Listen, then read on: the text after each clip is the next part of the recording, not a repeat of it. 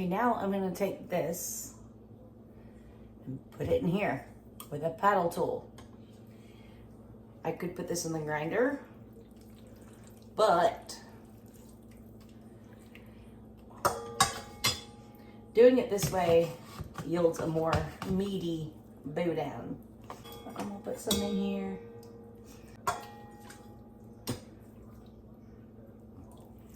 Let's start with that so I don't overload this thing. And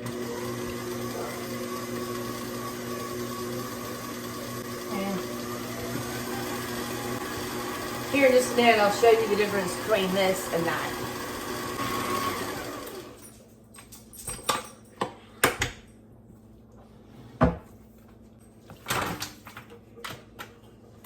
See how it's shredded beautifully.